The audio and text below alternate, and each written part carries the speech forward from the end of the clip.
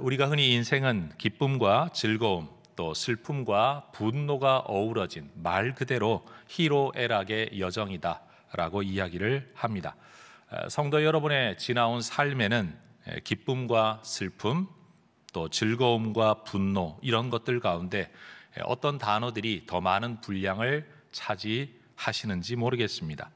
안타까운 것은 즐거움이라는 것은 대부분 머릿속에 기억으로만 남아 있어서 시간이 지나면 잊힐 때가 많습니다. 그런데 아쉬움이라는 것은 기억에서는 잊혀져도 마음에 뭔가 흔적을 남기는 것 같아요. 그래서 시간이 흐르면 흐를수록 나도 모르는 삶의 어떤 무게감들이 또는 슬픔들이, 애잔함들이 우리 마음의 정서 속에 남아 있는 것 같습니다. 도종환이라는 시인이 쓴 끊긴 전화라는 시가 있습니다. 제가 한번 이 시를 한번 읊어보도록 하겠습니다. 전화벨이 울렸다. 수화기를 들었다. 말이 없었다. 잠시 그렇게 있다 전화가 끊어졌다. 누구였을까? 깊은 밤 어둠 속에서 아직도 돌아가지 못하고 있다가 두근거리는 집게 손가락으로 내 가장 가까운 곳까지 달려와 여보세요 여보세요 두드리다 한 발짝을 더 나아가지 못하고 넘어서지 못하고 그냥 돌아선 그는 누구였을까? 나도 그러했었다. 나도 이 세상 그 어떤 것을 향해 가까이 가려다 그만 돌아선 날이 있었다. 망설이고 망설이다 항아리 깊은 곳에 비린 것을 눌러 담듯 가슴 캄캄한 곳에 저 혼자 사가가도록 담아둔 수많은 밤이 있었다. 그는 조금도 눈치채지 못한 채 나 혼자만 서성거리다 귀뚜라미 소리 같은 것을 허공에 던지다 단 한마디 전하지 못하고 돌아선 날들이 많았다. 이 세상 많은 이들도 그럴 것이다. 평생 저 혼자 기억의 수첩에 썼다 지운 저리디 저린 것들이 있을 것이다. 두 눈을 감듯 떠오르는 얼굴을 내리닫고 침을 삼키듯 목 끝까지 올라온 그리움을 삼키고 입술 밖을 몇 번인가 서성이다 차마 하지 못하고 되가져간 깨알 같은 말들이 있을 것이다. 한 발짝을 더 나아가지 못하고 넘어서지 못하고. 여러분, 이 시를 읽고 나면 뭐라고 표현할 수 없는 삶의 묵직한 저림, 누구나 경험하는 아쉬움이 마음에 남습니다. 가려다 그만 돌아섰다. 망설이고 망설였다. 가슴 캄캄한 곳 혼자 사가가도록 혼자 서성거렸다. 한마디도 전하지 못하고 돌아섰다. 기억의 수첩에 썼다 치웠다. 뭔가 이런 표현들을 듣다가 보면 삶이 굉장히 좀 슬퍼집니다. 누구에게도 표현하지 못하고 마음에 숨겨 놓았던 우리만의 응어리들이 사람에게는 다 아마 있을 겁니다. 삶은 쉽지 않고 인생은 참으로 만만치 않은 것 같습니다. 여러분, 삶을 이런 관점으로 바라보다가 보면 우리는 한 단어를 떠올리게 됩니다. 멜랑콜리라는 단어입니다. 의미상으로는 알 수 없는 우울함, 슬픔, 애수, 침울함 등의 감정을 의미한다고 합니다.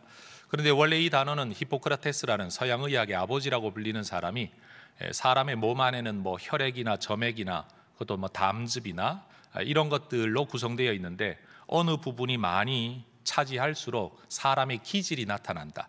그래서 사람을 4개의 기질로 나누는 게 히포크라테스가 기원입니다. 그래서 이 멜랑이라는 것은 검다라는 뜻이고 꼴레라는 것은 담즙, 그래서 검은 담즙, 흑담즙이라는 의미를 가진 시작할 때는 의학적 용어였는데 그것이 사람에게 만들어내는 분위기로 이 단어가 우리에게 전해진 거죠. 프랑스의 여류 화가인 콩스탕스 마리 사르팡띠에라는 이 화가가 그린 그림이 있는데 이 그림의 제목이 바로 멜랑콜리라고 합니다. 여러분, 이 그림에 등장하는 여인은 생계를 고민해야 할 만큼의 어려운 형편에서 살아가는 여인은 아닌 것처럼 보입니다. 화가는 이 여인의 생기 없는 얼굴, 또 초점과 힘이 없는 눈길, 또 처지고 구부러진 어깨, 또 늘어진 팔과 손, 특별히 모든 의욕을 잃어버린 듯한 왼손을 통해서 인생의 멜랑콜리함을 표현해 내었다고 합니다. 여러분, 무엇이 이 여인으로 하여금 삶의 의욕과 활력을 빼앗아 버렸을까요?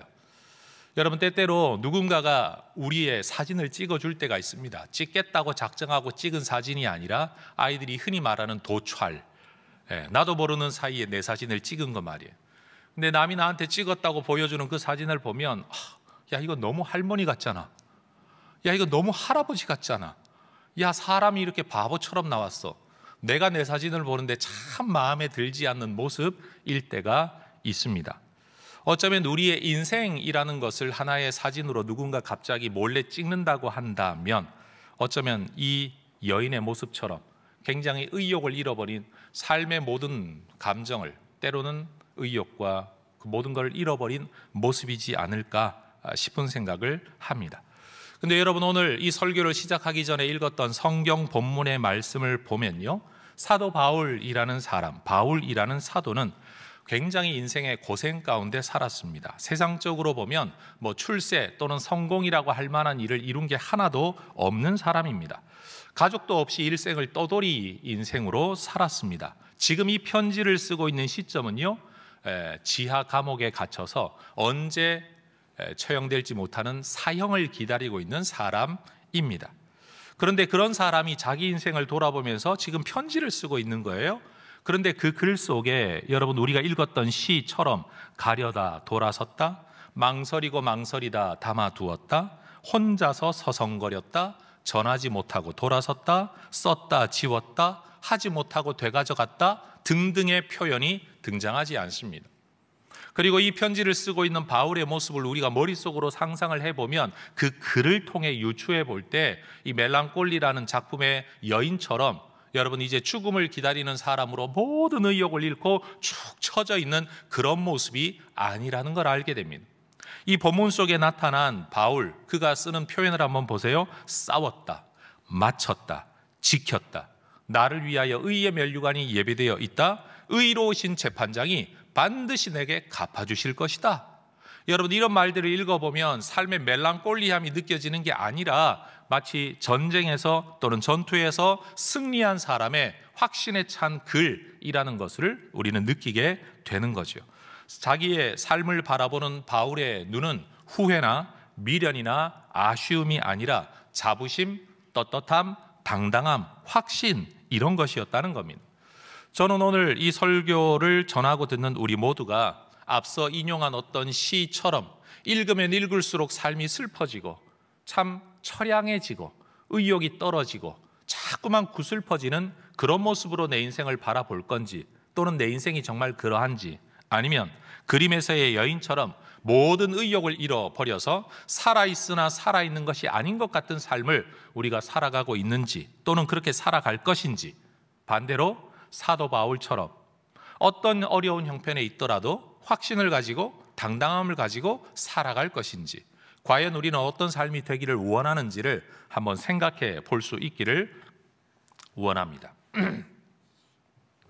오늘 성경을 읽어보면 이 본문 속에서 저는 사도 바울이 가지고 있었던 4가지의 확신이 있다라고 생각을 하게 됩니다. 첫 번째, 사도 바울에게는 자기 삶의 방향과 목적에 대한 분명한 확신이 있었습니다. 예수님과의 만남 이후에 바울은 복음을 위해 살라는 부르심 안에서 인생의 방향을 정했죠. 나는 전파하는 자와 사도로 세움을 받았다. 자기 삶의 목적, 의미, 사명, 이것을 자기는 아주 확고하게 받아들인 겁니다. 그리고 바울은 이 인생길과 사명의 길을 가는 동안 자신의 생명도 아끼지 않겠다는 각오로 정말 최선을 다하고 충성을 다해 살아왔습니다. 사도행전 20장 24절이 말하는 것처럼 생명도 조금도 귀한 것으로 여기지 않고 나는 이 인생의 방향을 향해 살아가겠다, 그렇게 살아온 거죠. 믿음과 헌신, 남다른 각오와 순종의 실천 가운데서 바울이 걸어왔던 삶은 쉽지는 않았습니다. 각오가 크다고 해서 인생이 쉬운 건 아닙니다.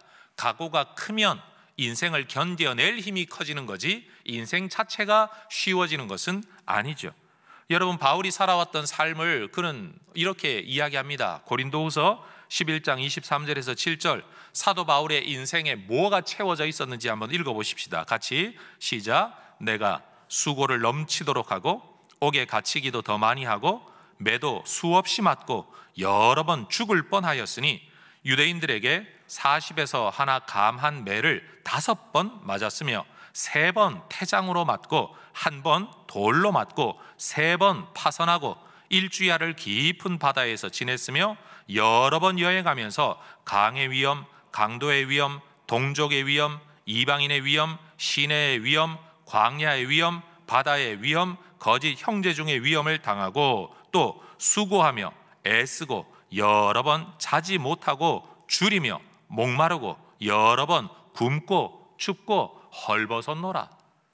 여러분, 우리 인생을 만약 돌아온 날을 묘사하면서 이 정도 나 고생했습니다 라고 말하면 우리 권사님들은 표현을 이렇게 말합니다. 내가 살아온 인생을 책으로 쓰면 10권도 넘을 거야 라고 주로 말씀을 하시죠. 여러분, 굶주렸다는 이 한 단어 속에서 어떤 상황에서 어떻게 굶주렸고 그때 내가 마음이 어땠는지를 다 풀어 쓴다면 여러분, 이건 단어 하나로 끝낼 수 있는 사건이 아닌 거죠. 여러분, 매를 맞았다, 강도의 위험을 만났다, 형제들에게 내가 배신을 당한 게 한두 번이 아니다. 여러분, 여기 있는 짧은 몇 개의 성경 구절로 나타난 사도 바울의 삶은 말 그대로 그의 인생을 꽉꽉 채운 이야기들이었습니다. 바울은 모든 조건이 완비되거나 돕는 사람들로 넘쳐나거나 모든 필요 예산이 지원되거나 아무런 변수도 발생하지 않는 계획대로 모든 인생이 되어지는 소위 말해 무균지대 또는 누군가가 깔아놓은 인생의 비단길을 걸어온 것이 아니었습니다. 우리는 젊어서 과도한 운동을 한, 예를 들어 운동선수나 아니면 젊어서 고생을 너무 많이 했거나 아니면 예전 일제강점기나 아니면은 군사정권 시절에 고문을 많이 당했던 분들이 나이가 든 이후에 그 후유증으로 고생하는 이야기를 우리는 자주 듣습니다. 사도 바울도 마찬가지였을 겁니다. 추위와 더위를 견디는 삶, 잦은 옥 생활, 잦은 고문, 심한 태형, 돌에 맞음. 여러분, 이러한 일을 당했던 바울의 노년의 육체는 아마 온몸이 통증 덩어리였을 겁니다. 아마 그런 고생에 찌들어서 그는 나이보다도 훨씬 더 늙어 보였을 겁니다. 그리고 그러한 삶을 살아온 이후 지금에서도 안정된 노후를 보장받고 편안하게 과거를 회상하고 있는 게 아니라 야, 그런 고생을 해서 오늘 내가 여기까지 온 것 아니냐라고 말하고 있는 게 아니라 이 글을 쓰고 있는 지금도 지하 감옥에 앉아서 내일일지 모레일지 모르는 사형을 기다리고 있는 상황에서 지금 이 편지를 쓰고 있는 겁니다. 이런 처지에서도 자기가 걸어왔던 인생 길, 삶의 방향을 여전히 옳은 것이다 라고 그는 확고하게 믿고 있었다는 겁니다. 자신의 죽음 앞에서도 후회나 회한, 예를 들어 내 평생 교회를 위해 일했는데 내 인생 이게 뭔가 라고 말하고 있지 않다라는 거예요. 내가 주님을 위해 죽도록 고생했는데 내 인생 이 꼬라지가 뭐냐 라고 말하고 있지 않다라는 거예요. 그는 이 순간에도 여전히 늘 교회를 위한, 복음을 위한 자기가 걸어왔던 그 길에 대한 확신을 가지고 있었습니다. 고린도서 11장 28절, 이 외의 일은 고사하고 아직도 날마다 내 속에 눌리는 일이 있으니 곧 모든 교회를 위하여 염려하는 것. 여전히 복음 전파하고 복음 전파된 교회가 하나님의 말씀 안에서 온전한 교회답게 세워지는 일, 그것만이 내 인생의 염려다. 내 몸뚱아리 아픈 게 염려가 아니라, 내 인생 어떻게 되었냐가 염려가 아니라, 내 노후가 이거밖에 안 되느냐가 염려가 아니라 여전히 교회가 가장 큰 염려다라고 생각하고 있었다라는 거죠. 이를 통해 볼 수 있는 것처럼 사도 바울에게는 자기 삶의 방향, 그리고 삶의 목적, 자기가 지켜왔던 가치관에 대한 아주 분명한 확신이 있었다라는 것을 우리는 알 수 있게 되는 거죠. 두 번째, 여러분, 그러한 사도 바울은 그 길 방향과 목적을 향해 걸어오는 동안에 여러분 걸어오는 삶의 과정, 그리고 이 삶의 결과에 대한 또 다른 분명한 확신이 있었습니다. 오늘 본문 6절에서 바울은 임박한 자신의 죽음을 두고 전제라는 제사의 용어와 떠날 시각이라는 은유적 표현을 사용합니다. 따라하십시다. 떠날 시각, 전제. 여러분, 전제라는 것은요, 영어로 말하면 drink offering이라는 거예요. 물로, 마시는 물로, 아니면 포도주로 부어드리는 제사라는 뜻이에요. 제물의 종류에 따라서 포도주 약 3.6리터 되는 어떤 단위의 흰이라고 말하는, 여기에 때로는 2분의 1, 때로는 3분의 1, 때로는 4분의 1의 분량의 포도주를 제물과 함께 부어드리는 제사, 그게 바로 전제예요. 이 제사에서의 포도주는 신약에 넘어와 예수님의 사건과 연결을 하면 예수님의 피를 상징해요. 인간이 바쳐드리는 모든 제사도 결국은 예수님의 피가 있을 때 온전한 제사가 된다라는 의미가 있죠. 다시 말해, 예수 제대로 믿고 예수 피를 의지해서 예수님께 나올 때 이게 하나님이 받으실 만한 온전한 예배가 된다라는 신약적 해석을 우리가 내릴 수 있는 제사입니다. 이전에 바울은 빌립보 교인들에게 편지를 쓸 때도 전제라는 단어를 한번 사용한 적이 있습니다. 빌립보서 2장 17절에서 만일 너희 믿음의 제물과 섬김 위에 내가 나를 전제로 드릴지라도 나는 기뻐하고 너희 무리와 함께 기뻐하겠다. 내가 더 이상의 일을 못하고 더 이상의 성취가 없고 더 이상의 누림이 없더라도, 지금처럼 이 감옥에 갇혀 여기서 죽는다고 할지라도 빌립보 교인들의 믿음과 섬김의 모습을 바라보면서 그것으로 내가 기뻐하겠다. 내가 어떻게 되는가 하는 것으로 기뻐하는 게 아니라 내가 전한 복음으로 인하여 누군가가 하나님을 섬기고 있다는 이것으로 기뻐하겠다라는 것을 이야기하면서 자신을 전제라는 제물에 비유를 했다라는 거죠. 사도 바울은요, 여러분, 삶에 미련이나 아쉬움이 없습니다. 우리는 우리 삶의 어느 시점에서 이만해도 족하다, 충분하다, 아무 미련이 없다라고 말할 수 있기가 힘이 듭니다. 그런데 바울은 여러분, 자기 삶에 대한 이 정도의 확신, 내가 충분히 잘 살아왔다, 하나님 앞에 내가 최선을 다했다, 여기서 죽더라도 나는 기뻐하겠다라는 마음을 가지고 있었다라는 겁니다. 떠날 시각이라는 표현을 사도 바울이 또한 오늘 6절에서 사용하고 있습니다. 여기서 떠날 시각이라고 말할 때 이 떠남이라는 단어는 묶었던 것을 다시 풀다라는 뜻을 가지고 있는 단어라고 합니다. 그런데 이 단어가 여러분, 이 바울 시대에 몇 가지 상황에서 다양하게 쓰입니다. 원 의미는 떠남이라는 단어인데, 이 떠남이라는 단어가 첫 번째는 어디서 사용되었는가 하면, 여러분이 이 떠남이라는 단어를 영어로 이렇게 음력하고 번역을 했을 때 어넬리시스라는 분석이라는 단어가 있죠. 이 원래 헬라어 떠남이라는 단어는 아날리시스, 이 단어인데 이게 그대로 영어로 넘어오면서 분석이라는 단어로 번역이 되어집니다.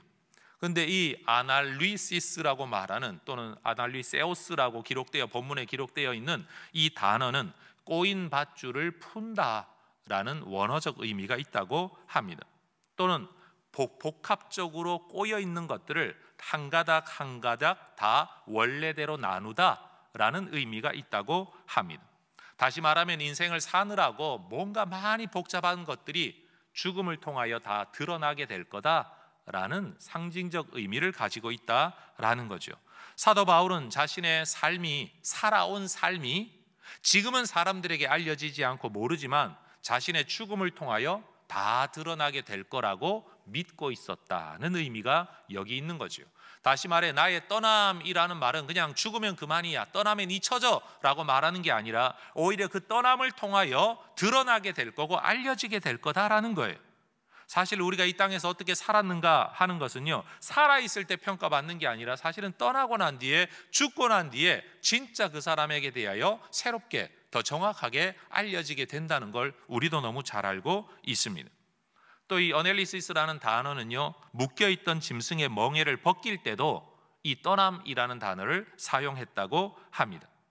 사도 바울은 육체의 죽음을 어떻게 해석하고 있느냐, 짐승의 멍에를 벗겨내는 것처럼 내 삶에 쥐어져 있었던 사명의 짐을 벗어나는 자리, 이게 떠남, 죽음이라고 이해하고 있었다라는 겁니다. 그래서 여러분, 죽음은 더 이상 사명을 시행할 수 없는, 기회를 잃어버리는 것이라고 해석할 수도 있지만, 또 하나는 반드시 했어야 할 일을 더 이상 하지 않아도 되는 상황 때, 이게 바로 죽음이라는 의미를 가지고 있다라는 거죠. 여러분, 우리는 죽음을 통하여 사명에서도 해방되게 될 줄로 믿습니다. 죽음을 통하여 인생의 모든 고난에서도 해방이 되지만 사실은 하나님 앞에서 맡김받은 사명에 대하여서도 더 이상 할 수 없고 하지 않아도 되는 상황, 그게 바로 떠남이라는 것이죠. 세 번째는요, 그 당시 사람들은 이주하기 위하여 천막에 말뚝을 뽑을 때 텐트를 치고 팩을 박는데 그 팩을 뽑아낼 때도 이 떠남이라는 단어를 썼다고 합니다. 바울은 죽음에 대하여서 알 수 없는 두려움으로, 정말 두려운 세계로, 암흑으로 빨려 들어가는 것이 아니라, 끌려 들어가는 것이 아니라 천국으로 이사하는 것. 그래서 이 떠남이라는 것은 자, 이제 짐을 걷어내자, 텐트 걷자라는 것으로 그가 이해하고 있었다라는 겁니다.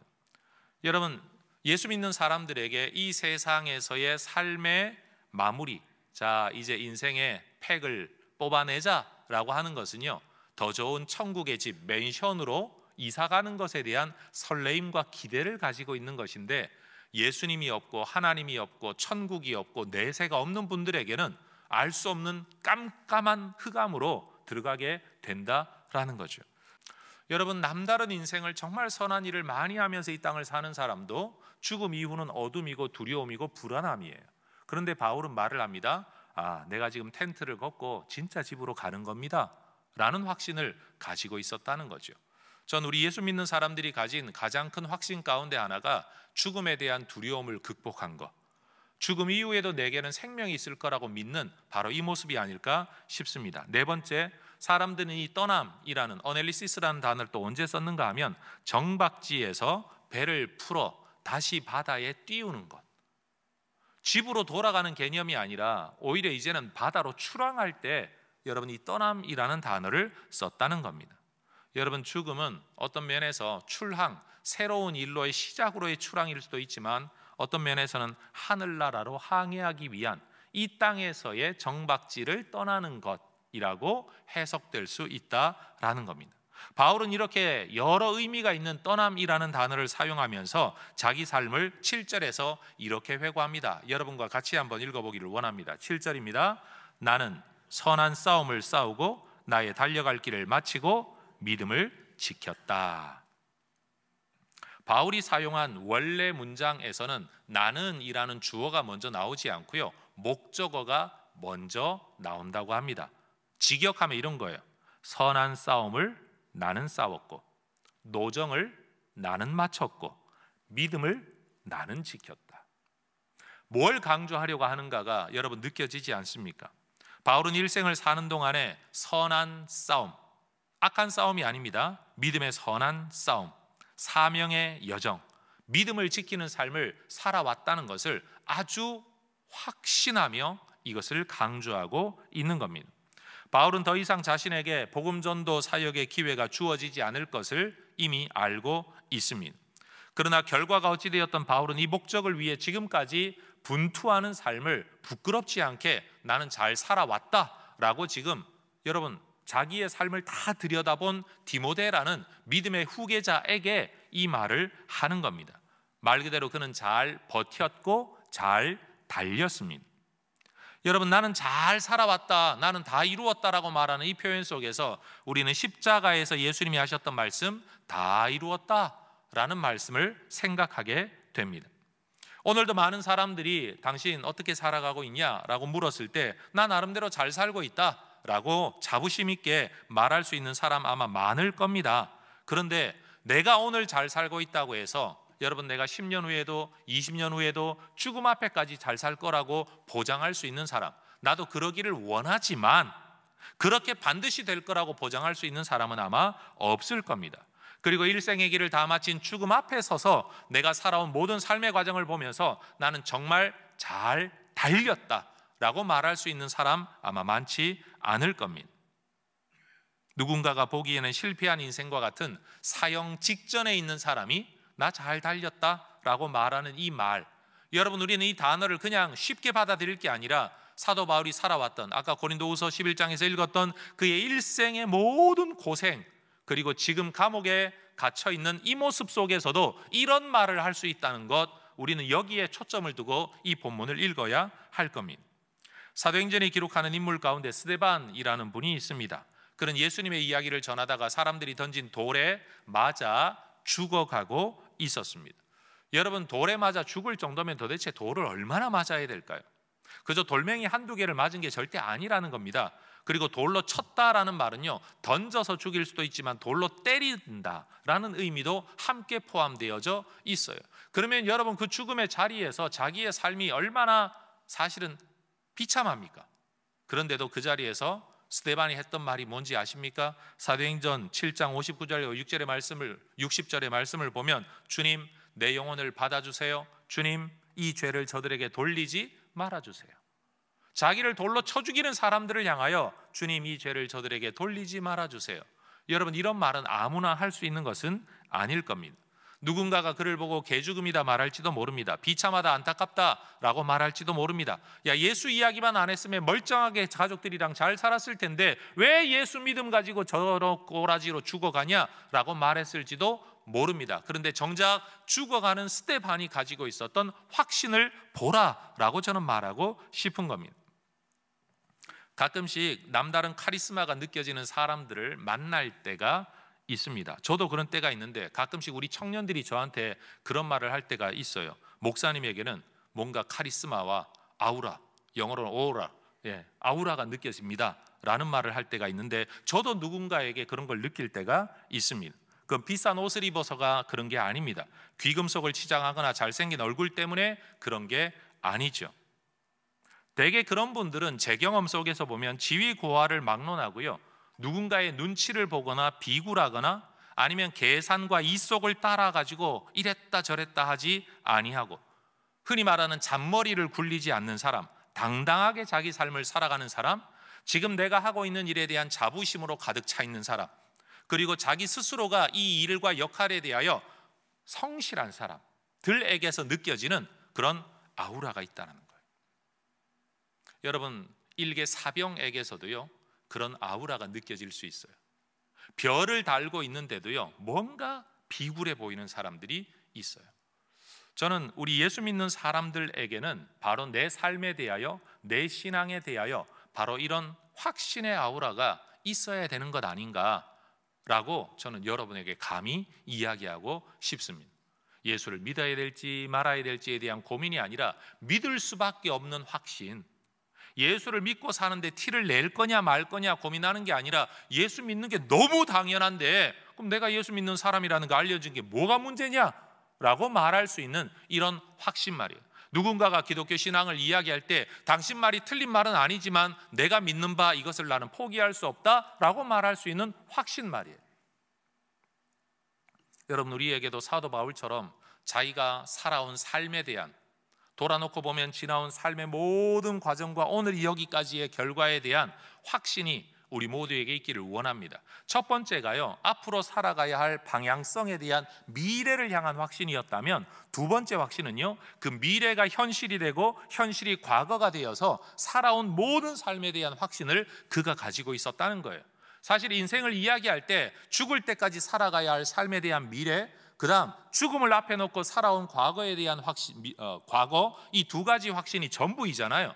그런데 사도 바울에게는요, 세 번째 확신이 있었어요. 그게 뭔가 하면 죽음 그 너머에 있는 내세, 그리고 그 내세에서 주어질 상급에 대한 확신이 그에게 있었다라는 겁니다. 8절을 한번 보십시오. 이제 후로는 나를 위하여 의의 면류관이 예비되었으므로 주 곧 의로우신 재판장이 그날에 내게 주실 것이다. 바울은요, 천국에서의 상에 대한 분명한 확신을 가지고 있었고 그것을 성도들에게 가르쳤습니다. 고린도전서 3장 8절, 각각 자기가 일한 대로 자기의 상을 받게 될 거다. 여러분, 남의 상을 내가 받지 못합니다. 자기의 상을 자기가 받게 됩니다. 자기가 일한 대로 받게 됩니다. 이게 성경의 원리입니다. 바울이 가르치고 믿고 가르쳤던 내용이에요. 더군다나 고린도전서 3장 14절에서도 언젠가 인생의 큰 환난, 이 땅에서의 환난, 예수님 앞에서의 심판대를 우리가 다 거치게 될 텐데 누구든지 이 땅을 살면서 삶에서 세워왔던 공적, 영어로는 built라는 단어를 써요. 자기가 세워왔던 그 모든 것들이 그 모든 환난 속에도 살아남고 심판대 앞에서도 살아남게 된다면 상을 받게 될 거다 라고 이야기해요. 내가 세워온 것이 하나님 보시기에 상 줄만 하면 상 준다라는 뜻이 거기에 담겨 있는 거죠. 바울이 이렇게 상에 대한 확신을 가지게 된 건 예수님께서 이런 말씀을 하셨기 때문입니다. 마태복음 6장 1절, 하늘에 계신 너희 아버지께 상을 받지 못하느니라. 이 말은 바꾸면 상을 받을 수 있다, 상 주시는 분이다. 상 주시는 분인데 이렇게 살다가는 상 못 받는다. 껍데기로만 살다, 위선으로 살다, 흉내만 내다가는 상 못 받는다 라는 말씀이라는 거죠. 여러분, 하늘나라에는 면류관의 종류가 몇 개나 되는지 저는 알지 못합니다. 일단 저는 천국에 가본 적이 없습니다. 묻지 마세요. 그러니까 제가 대답을 못해요. 그런데 성경에는 면류관에 대한 몇 가지 이미지가 남아 있습니다. 예를 들어 첫 번째, 오늘 본문 7절에 보면 의의 면류관이라고 이야기하죠. 그리스도의 재림을 간절히 사모하며 믿음의 선한 싸움을 싸운 사람들에게 주어지는 의의 면류관. 야고보서 1장 12절을 보면요, 하나님의 영광을 위하여 고난을 견디는 사람들에게 생명의 면류관이 주어진다고 말합니다. 베드로전서 5장 4절을 보면 충성된 사역자들에게는 영광의 관, 면류관이 주어진다라고 말합니다. 여러분, 하나의 어떤 상을 두고 의, 영광, 생명이라고 표현을 하는 건지 아니면 그것들이 따로 있는지 저는 알지 못합니다만, 분명 하나님이 주시는 상도 여러 이유에서 상을 주시고 그 공적에 맞는 각각의 면류관을 우리 하나님이 주신다라고 성경이 이야기하는 거예요. 바울은 이렇게 하늘의 면류관을 얻을 것을 확신하고 있었습니다. 여러분, 우리도 이 땅에서 삶, 다시 말해 앞으로 내 삶을 어떻게 살아야 되느냐에 대한 확신만이 아니라, 또는 살아온 지난 과거에 대한 확신만이 아니라 이 땅을 넘어선 죽음 너머에서도 하늘에서도 나는 상을 받게 될 거라는 확신, 바울이 가지고 있었던 그 확신 우리도 가지게 되기를 소망합니다. 네 번째, 바울은요, 이런 모든 미래, 과거, 그리고 이 모든 것들을 넘어선 죽음 너머 하늘에서의 상에 대한 확신만이 아니라 이 내가 걸어온 이 길을 따르는 사람은 누구든지 상을 받게 될 거라는, 다른 사람에게도 나와 같은 삶을 권할 수 있는 확신이 있었습니다. 우리 부모님들이 가진 가장 안타까운 모습이 뭔가 하면 너는 나처럼 살지 마라, 이거잖아요. 그런데 바울은 지금 뭐라고 말하는가 하면 너는 나처럼 살아라 해요. 여러분, 이게 얼마나 대단한 이야기입니까? 바울은 자기만 특별한 존재이니까 혹은 남다른 삶을 살아서 이런 면류관을 얻는다라고 생각하지 않았습니다. 나만 얻어야 돼라고 생각지 않습니다. 누구든지 하나님 나라를 꿈꾸며 사는 사람들, 이 땅에 매이지 않고 하늘의 상급을 바라보고 고난을 견디며 인내하는 사람들은 이런 상을 받게 될 거라고 8절에서 말하는 거예요. 내게만 아니라 주의 나타나심을 사모하는 모든 자에게 이런 상이 주어지게 될 거다라는 거죠. 그렇기 때문에 오늘 우리에게 이 설교가 가능한 겁니다. 왜요? 바울은 바울의 삶을 살았어요. 이미 죽은 사람이에요. 그가 상을 받았는지 안 받았는지 천국에서 결정이 날 거예요. 그런데 그럼 우리는 어떻게 살 거냐는 거죠. 아, 목사님, 그건 바울이니까 그렇게 살았죠 라고 치부해 버리기에는, 그냥 잊어버리기에는 바울이 한 말이 우리 마음에 남지 않습니까? 내게만 아니라 주의 나타나심을 사모하며 믿고 살아가는 모든 자에게도 바로 이러한 상이 주어진다. 그러니 바울이 우리에게 지금 전하고 있는 메시지가 뭡니까? 너희들도 나처럼 살아라. 바로 그 이야기를 하고 있는 거예요. 모세를 따라 이집트 종살이를 떠나서 광야 생활을 견뎌내었던 이스라엘 백성들은 약속의 땅이 주어질 거라는 것을 믿었고 실제로 그 땅에 들어가 살게 되었죠. 여러분, 이집트를 나올 때만 하여도 약속의 땅이 어디 있어? 라고 말할 수 있는, 본 적이 없잖아요. 약속일 뿐이잖아요. 실체가 없잖아요. 말씀만 있지 실체가 없어요. 그런데 그 말씀을 믿고 계속 따르다가 보니 그 약속의 땅이 현재가 되고 현실이 되고 과거가 되는, 여러분, 실현되어지는 일을 이스라엘 백성들이 누렸다라는 겁니다. 신명기 30장 19절에서 20절에 여러분, 모세가 과거를 회고하며 이스라엘 백성들에게 남긴 마지막 설교문에 이런 내용이 있죠. 내가 오늘 하늘과 땅을 불러 너희에게 증거를 삼노라.